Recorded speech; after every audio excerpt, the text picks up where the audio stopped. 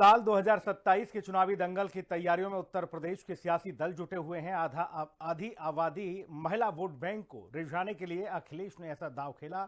लखनऊ से लेकर सैफई तक सियासी तापमान बढ़ गया। रिपोर्ट देखिए। अगले साल 2027 में यूपी के विधानसभा चुनाव से पहले सियासी दलों ने अपनी जमीन तलाशनी शुरू कर दी है।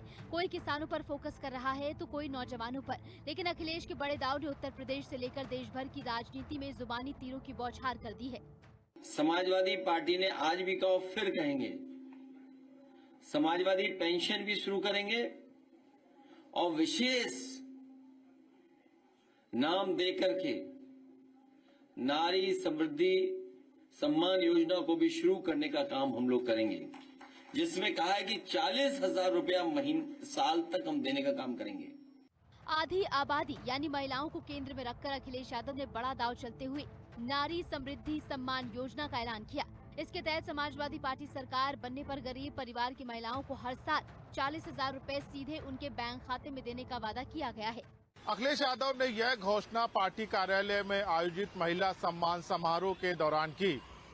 यह सम्मान समारोह उनकी दादी मूर्ति देवी और मां मालती देवी के नाम पर आयोजित किया गया था।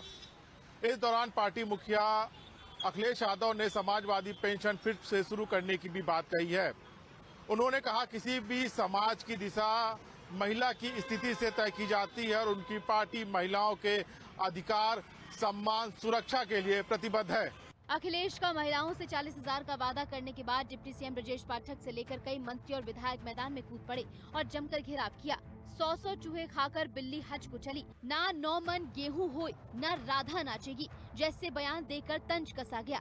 समाजवादी पार्टी को 4 बार इस राज्य में सरकार बनाने का अवसर मिला है। लाइन ऑर्डर पूरी तरह से ध्वस्त था, बहू बेटी की इज्जत आबरू खतरे में रहती थी और सबसे खास बात है, समाजवादी पार्टी के शासन काल में बेटियां नारा लगाती थी, देख सपाई बिटिया घबराई। ये समाजवादी पार्टी के मुखिया का वही हाल है, जैसे आप कह सकते हैं कि 100 चूहे खा के बिल्ली हज को चली।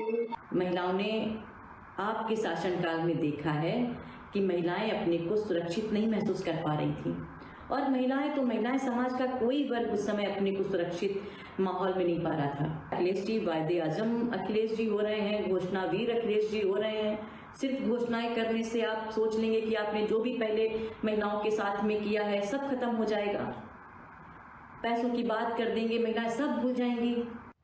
गरीब महिलाओं को मिलेगी 40,000 की पेंशन। रानी लक्ष्मीबाई के नाम पर योजना शुरू करेंगे।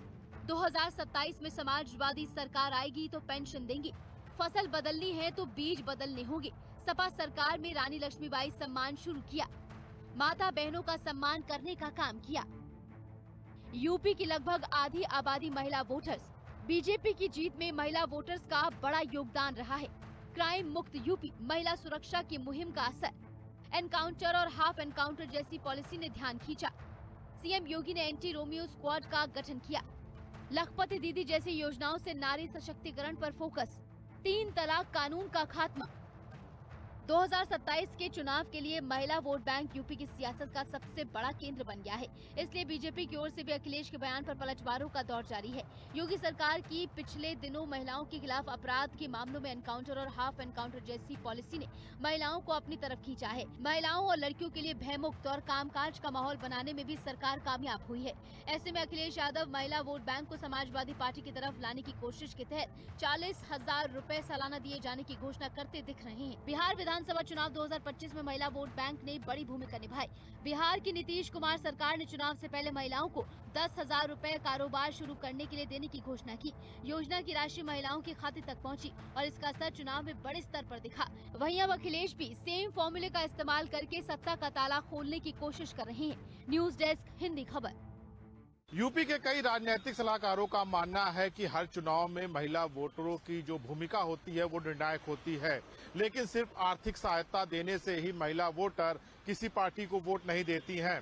किसी पार्टी का और उसके नेताओं का महिलाओं के प्रति व्यवहार कैसा है, ये काफी महत्वपूर्ण हो जाता है। और पिछले कुछ समय की बात करें तो महिलाओं का समाजवादी पार्टी के प्रति विश्वास कम हुआ है, लेकिन जिस तरह से 2027 को लेकर समाजवादी पार्टी महिलाओं को लेकर एक बड़ा नैरेटिव व्यक्त करना चाहती है।